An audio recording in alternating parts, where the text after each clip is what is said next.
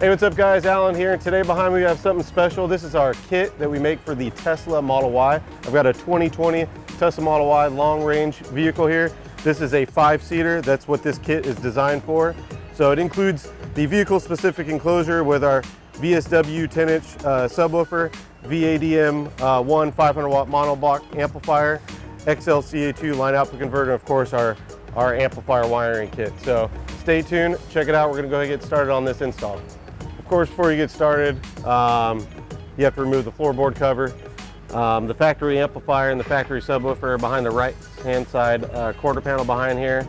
So we do make this particular kit in a left-hand side and a right-hand side version. So if you prefer the subwoofer on this side versus that side, or you want to actually add 2 subwoofers, we have that option as well. But we're going to go ahead and get started with disassembling the vehicle so that we can start running our cables and get the install going.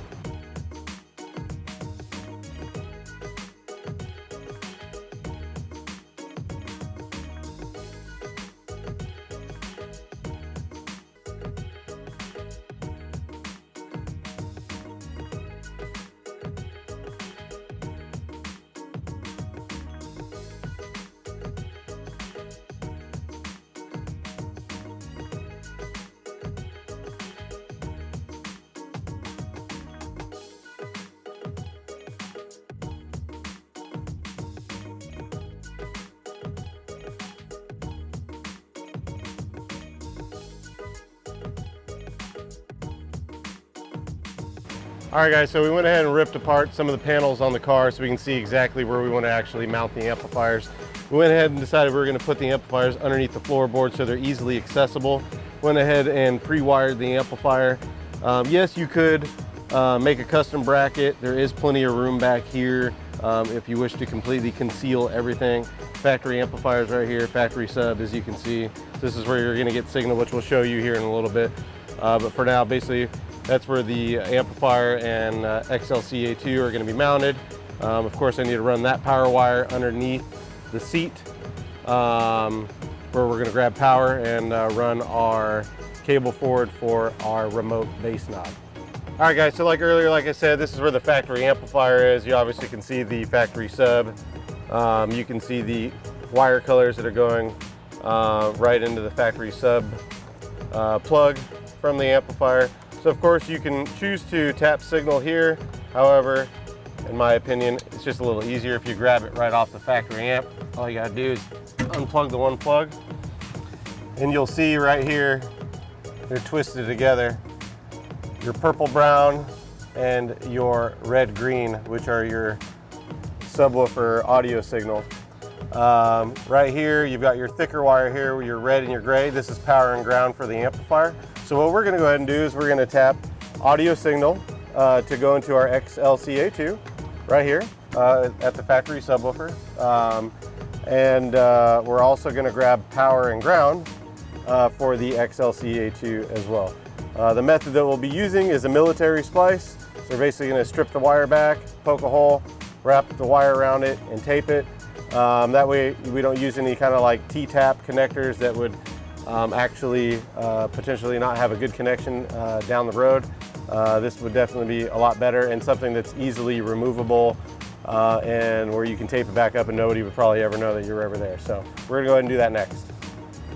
Cool, so we went ahead and got our XLCA2 wired up. We still of course have to plug in the RCA and the output of the XLCA2, which will go into the VADM1 amplifier. Still need to tie in the remote wire from the VADM1 to the XLCA2. This does what they call signal sensing. So as soon as it sees signal from the factory amplifier, it will turn this on, which will turn the amplifier on. So which is nice. You don't actually have to run any kind of remote wire other than just between the two.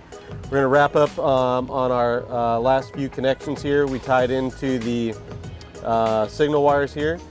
Now, for the video's sake, I'll kind of outline what's power and ground. So red is power, gray is ground for your 12 volt connection to your XLCA2.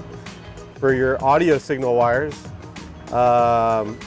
purple or violet, whatever you want to call it, is positive, brown is negative, and green is positive, and red is negative. Like I said earlier, those are the wires that go through this harness up into this plug that plugs into the factory subwoofer. Now, of course, many auto manufacturers are known to change wire colors, or there could be some variations from year to year. Of course, this car is fairly new, so I wouldn't expect to see a whole lot of a change. In fact, this is the exact same plug, amplifier, subwoofer, pinout, everything as the Tesla Model 3.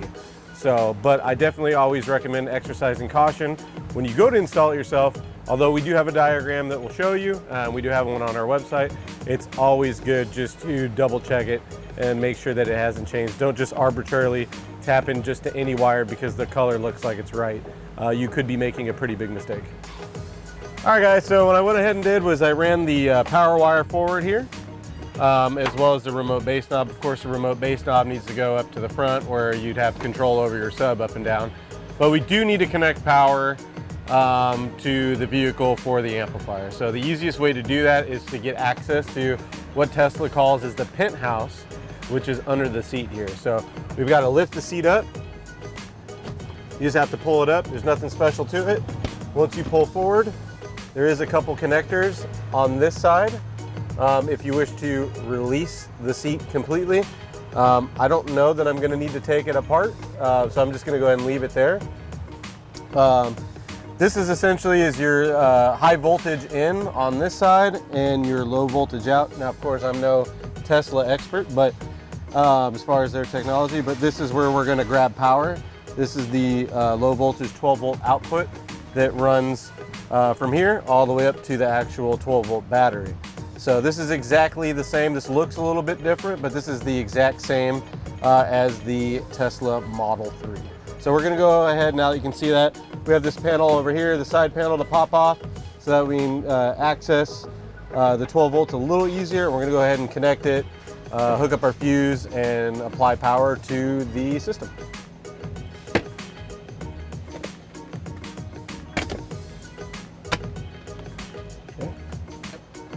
All right, guys, so probably a little easier to see from here, but as you can see the 12 volt output. That's the power wire that's running all the way to the front battery. And of course, you can see this strap that's right there. That is the grounding strap. So that's the ground to the chassis. So we're gonna take our power wire, and of course, we're gonna tie right into that 12 volt output, and we're gonna install a fuse right next to it to protect the vehicle, and then we're going to go ahead and route the cable forward for the remote base knob.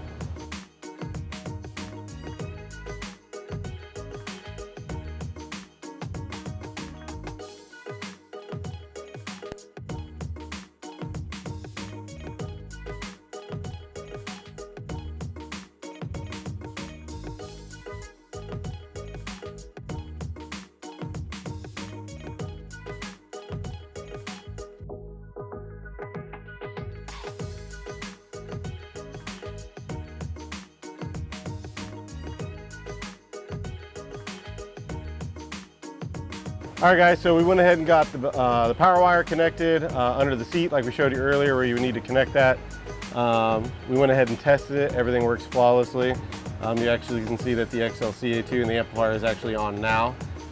So just to kind of go over everything one more time before we button this back up. We grabbed signal and power for our XLCA2 right here. This is the factory amplifier. Ran that all the way over to here. We made our own grounding point right behind here. When you make your own ground, before you attach it, make sure you scrape any kind of paint. Make sure the surface is really clean before you bolt it down. Of course, power underneath there, remote base knob cable. We already routed to the front. We haven't mounted that yet. But pretty much, other than that, everything's ready to go. So now we kind of have to work ourselves backwards, like in reverse. We got to put this back on, just like we took it off earlier. Pop this back on, then we're gonna go ahead and bolt the box and put these panels back together, and then we'll give you a quick demo to show you what it sounds like.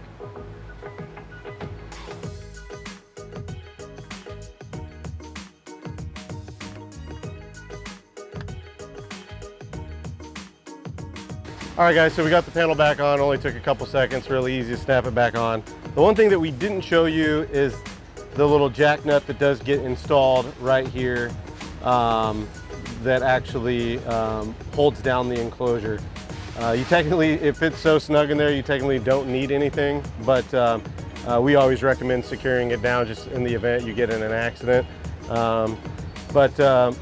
You first got to just install the jack nut. To do that, we have separate instructions on how to actually install that that are separate from this entire video for the audio system, so you can definitely check that out. You do have to open up that hole with a 7/16 drill bit, real easy, install the jack nut, and then you just use your 10mm bolt that it comes with in the kit to go ahead and bolt it down. So we're gonna go ahead and put the box in the vehicle, we're gonna bolt it down, and you'll be able to see what the finished product looks like in just a minute.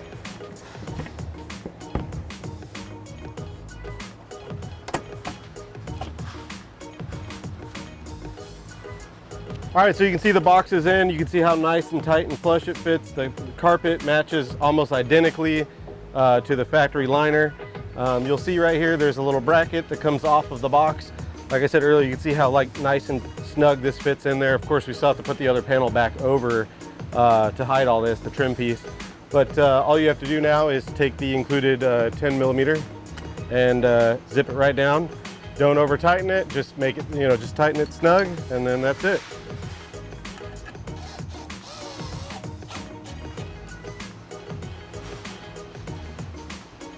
There you go.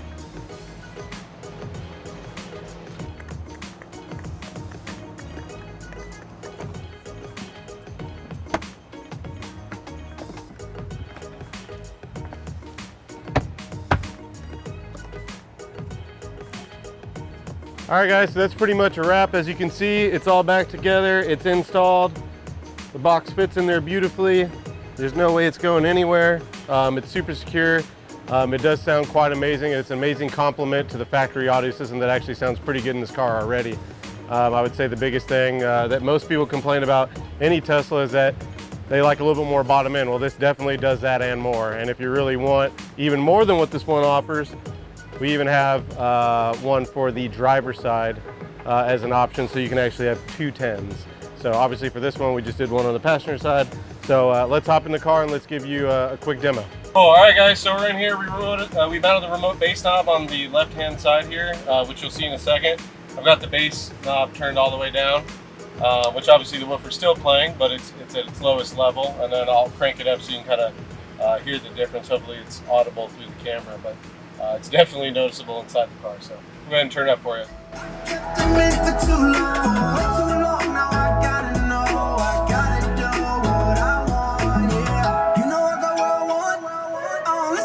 Talking about the doubt, yeah. Got a plan to watch, and I do it for the pleasure, not the clout. Look at that, when you talking all that, I don't really hear it, got my mind on the cash. I keep it to myself, it's the only way to be. My heart's locked up, and I think you got the key. Yeah, I want you, and you want me to. No games, just give me the truth. I can give you what you need, yeah. But I do what I can, not many people understand all the struggle and pain. I know that God has a plan. Sometimes you gotta fall down to get back up again. So I stand up, shake it off, got my hands up. Well, there it is. There you can see it. Great compliment to the factory audio system. It sounds awesome. So for more information on this kit, make sure you check us out. NVX.com. We'll have the links below to the left-hand side and right-hand side, as well as the kit for the Tesla Model Y. Now, of course, if you're watching this, we do also have a kit that's made for the Model 3 and the Tesla Model S. I'm Alan. I'll see you next time.